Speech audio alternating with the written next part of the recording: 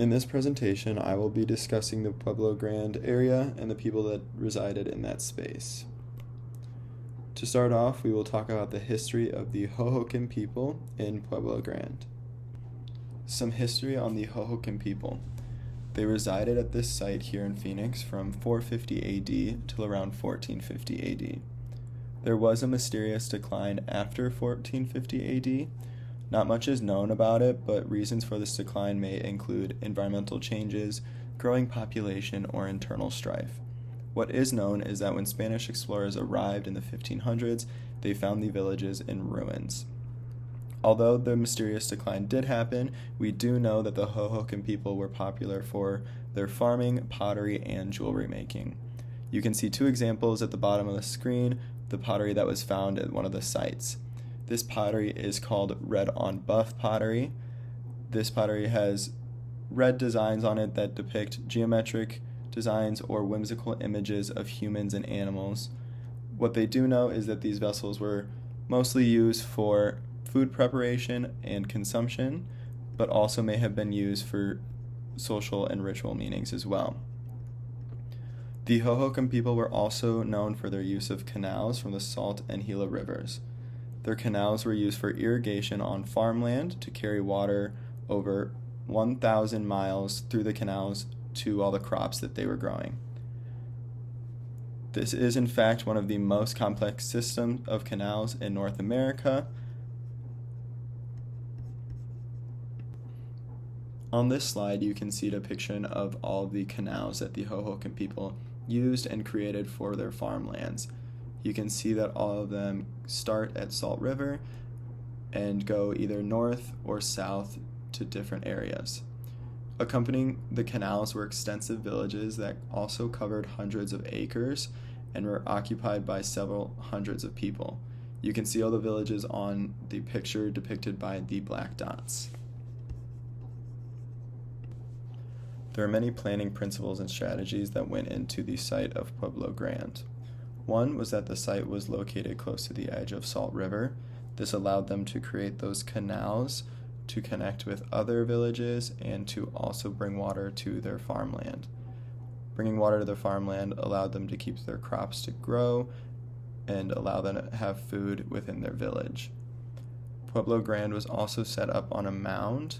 The mound covered 3.3 acres and stood about 20 feet high. Within Pueblo Grande, the village had homes, gathering spaces, and spiritual centers. The walls were either created with large rocks and clay or with straw and clay. There were many different types that they used and learned over time what was stronger and what would last longer. They also used branches and clay to create the roofs of their homes and other spaces.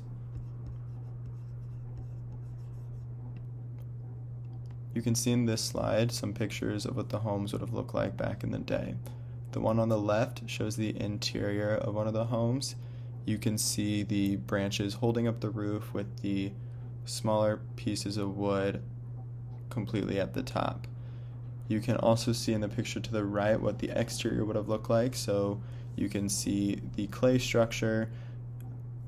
Keep in mind it doesn't show what's on the inside because they usually would stack the rocks, the pieces of wood, the straw together with clay and then finish it off by having an outer clay shell that would kind of keep it closed and together. On this slide, these are pictures of what the Pueblo Grande space looks like today. The one on the left shows the top part of that mound that the village was on top of. You can see some little outlines of different rooms there. Most of them have eroded away though. And then on the picture on the right is actually one of the larger gathering spaces in the village. You can see the outer walls are actually still pretty intact with pretty good height. This space was used as a community gathering space, but was also used as a burial site and a trash site. They did put their trash in here and cover it up with more mud and clay to kind of keep everything consolidated in one space. But in that picture you can also see partially the rocks in the clay wall. So you can see that over time, since anywhere from 4050 AD to 1450 AD, the way that they built these walls stayed up intact and did not erode away as fast as you would think they would. There are definitely some lessons that we have already learned and some that we can learn from the Hohokam people. Some things that I think we have learned is the canal system.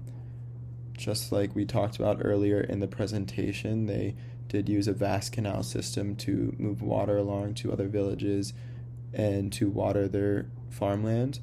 We use something very similar to that today. We do have canals that take water throughout the city as well as the rest of the state and even into California. I believe that we learned that from the Hohokam people.